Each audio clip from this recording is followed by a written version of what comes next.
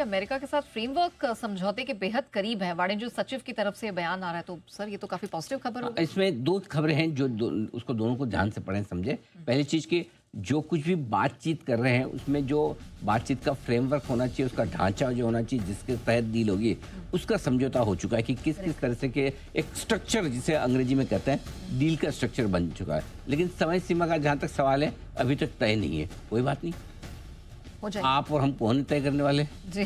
तय करने वाले ट्रम्प साहब, मोदी साहब हैं। तो वो तो समय सीमा क्या उनका मूड है, आज कर ले कल कर ले जो कर ले, ये सारी चीजें बड़ी आसानी से हो सकती है। डील का जहाँ तक सवाल है कुछ और राउंड की बातचीत कर सकते हैं, होनी भी चाहिए। राउंड पर राउंड चलते रहें, कोई दिक्कत नहीं, बातचीत रहनी है। बातचीत होनी इंपॉर्टेंट है। कभी न कभी तो आप समझौते पर पहुंच ही जाएंगे। बात करना बंद कर देंगे तो दिक्कत ज़्यादा है आपके लिए। तो ये उम्मीद के मुताबिक आपके लिए बयान आते हुए दिख रहे हैं वाणिज्य सचिव कॉमर्स सेक्रेटरी की तरफ से हमारे यहाँ से। और भारत ओमान की ट्रेड डील पर भी वो कह रहे हैं कि लगभग डील तैयार है वहाँ पर भी। ठीक है, ओमान छोटा देश है, लेकिन कारोबार के लिहाज से देश छोटा हो या बड़ा हो, दो देशों के बीच में डील होगी तो आमतौर पर एक बड़ा और एक छोटा देश होगा, लेकिन डील होना इंपॉर्टेंट है। जितने ज़्यादा देशों के साथ हो उतना बेहतर है। और इसीलिए आप देख रहे हैं 3-4 देशों के साथ बातचीत लगातार चली रही है।